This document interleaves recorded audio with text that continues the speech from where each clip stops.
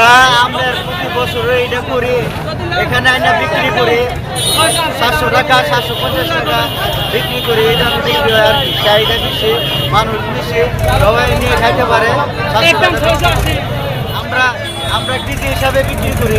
আমরা এগুলি আপনার কিনে আনি, গরু আমরা জব করি, নিজে আমরা কষাই, আমরা গরু জব করি, এগুলো খায় এনে বিক্রি করি।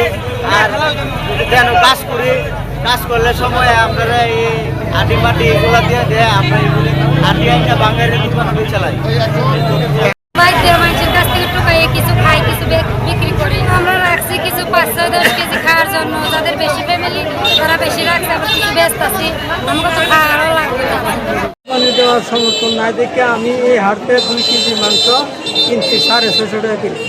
আমার মতো আরও অনেকে কিনতেছে মাংস নিয়ে, পরিবার পরিজনকে নিয়ে লয়া একসাথে খাবো। এই ঈদে জামা জুতো অ্যাক্সেসরিজের ডিসকাউন্ট।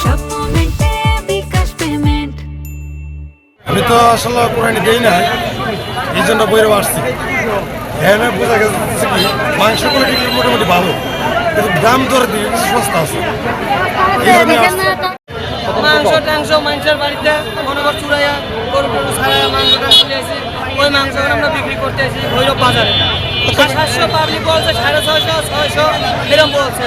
আমাদের একটা মজুরিতে আছে ঈদের জায়গায়, মানে আমরা বিক্রি করবো, তো একটু দাম না বলে বিক্রি করা যায়। আমরা প্রতি বছর এটা করি, এখানে আইনা বিক্রি করি 700 টাকা 750 টাকা বিক্রি করি। এটা বিক্রি হয় আর কি, চাহিদা বেশি, মানুষ বেশি, সবাই নিয়ে খাইতে পারে।